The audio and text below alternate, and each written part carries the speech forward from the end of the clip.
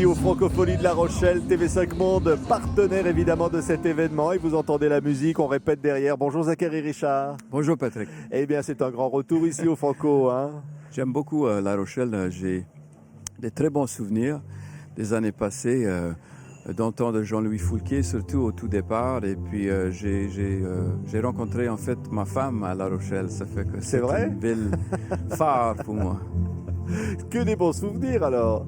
Pas que des bons souvenirs, il y avait une question de... Enfin, je ne vais pas raconter ça, mais surtout des bons souvenirs. Surtout des bons souvenirs, mais surtout le plaisir d'être sur scène, Zachary. De rencontrer le public, de vibrer avec lui. Patrick, j'ai la chance de pratiquer un métier qui m'apporte beaucoup de plaisir et que je peux partager avec les gens. On est arrivé du Canada avant-hier, on a joué hier au soir et puis on continue la petite tournette. Et c'est toujours pour moi une grande émotion de pouvoir partager la magie de la musique avec le public français. Oui, on a des images comme ça de ce grand concert ici, là au Franco. J'allais dire, c'est un répertoire que vous amenez avec vous, que vous faites voyager partout dans le monde, Zachary. Je traîne ma petite brouette un peu partout et puis j'ai eu la chance d'écrire quelques chansons et puis j'ai le plaisir de les chanter, voilà. C'est toujours...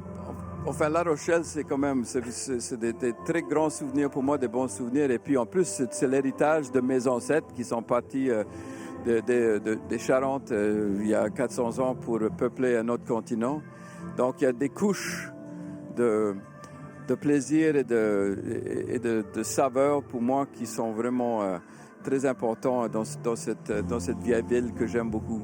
Oui, c'est vrai, Zachary, que vous avez commencé à chanter dans les églises quand vous étiez gamin.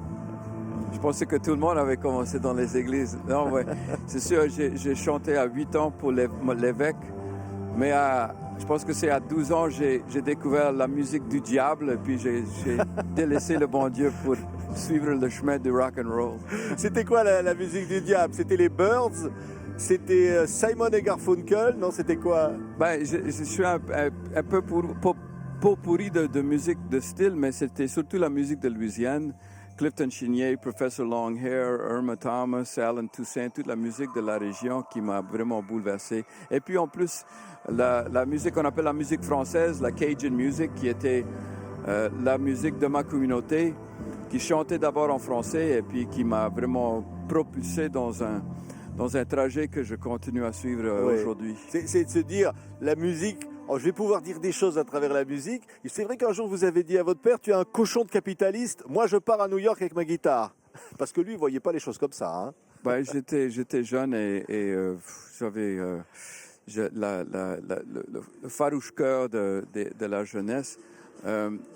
Mon père, j'étais très proche de lui. On a après cet épisode qui était dû à la jeunesse plus qu'autre chose, on est devenus très, très, très chers amis. Mon père était un militant francophone qui a fait beaucoup pour la langue française en Louisiane. Et puis c'est quelqu'un, évidemment, que j'aimais beaucoup. Mais ça ne veut pas dire qu'à l'adolescence, j'ai comme on dit en Louisiane, j'ai kické dans la stalle. Alors j'ai donné des coups de pied un peu dans tous les sens. Mais je pense que c'est tout à fait normal et même sain. Et un jour, il vous a dit, écoute, on va réfléchir combien ça va coûter cette affaire. Et quand il vous a vu ramener un petit peu d'argent, il s'est dit, tiens, c'est sérieux quand même. Je pense que c'était la preuve pour lui que c'était pas complètement un gaspillage de m'envoyer aux études. Et puis, c'est sûr que je pense que lui, il aurait préféré que je devienne avocat ou médecin ou animateur de télévision. Ça aurait été le pire. Ça aurait été le pire, ça, Zachary. Je sais pas, mais en tout cas, il était bien fier de moi à être musicien. Et puis, c'était lui qui a financé mon premier album. Et puis, c'était lui et Claude, ma compagne et ma femme depuis toutes ces années-là. Et ils étaient mes deux plus grands fans. Oui, c'est amener finalement la francophonie, la musique de Louisiane, et puis la musique francophone, la chanson francophone, faire ce mariage. Évidemment, on se souvient de Julien Clerc qui reprend Travailler, c'est trop dur, mais c'est finalement montrer qu'il y a une vraie communauté de la chanson francophone. La francophonie, c'est quelque chose qui, pour moi, représente beaucoup. Et j'ai découvert la francophonie, en fait, ici à La Rochelle encore, c'était Jean-Louis Foulquier au tout début du festival qui m'a fait comprendre la résonance de cette culture, non simplement linguistique, mais humanitaire. Hein. Et c'est comme disait Léopold Senghor, la francophonie, c'est cet humanisme qui se touche autour de la terre. Et puis c'est vraiment un visage à multifacettes avec toutes sortes de musique, toutes sortes de cultures, mais qui se rejoignent autour d'une table où on parle français. Oui, ce qui est extraordinaire, c'est qu'il y a un album avec le petit-fils. Ça veut dire que la tradition continue.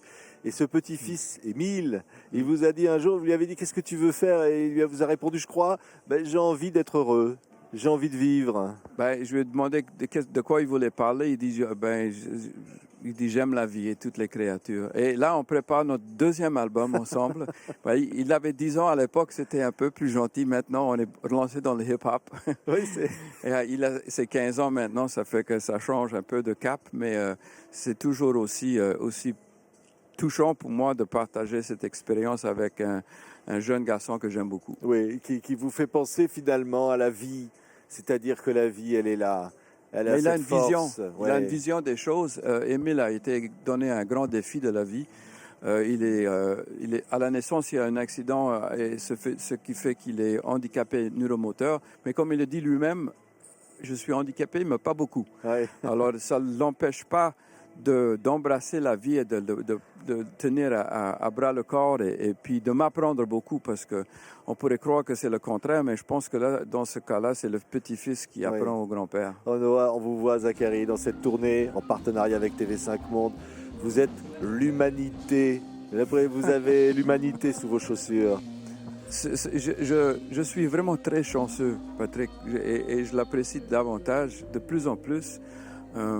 J'ai une longue histoire avec cette ville, avec ce pays, avec cette culture, et j'approfondis ma connaissance et j'apprécie davantage. Et pour moi, c'est vraiment un privilège et un énorme plaisir de pouvoir partager la musique avec la planète et avec les gens, avec les francophones de partout. Merci beaucoup, Zachary Richard. Événement ici au Francophonie, de vous retrouver, c'était un grand bonheur. Bonne route, parce que là, ça continue demain encore ailleurs et partout. Voilà. Merci beaucoup pour l'accueil. D'avoir fait l'escale avec nous. Zachary Richard. Plaisir.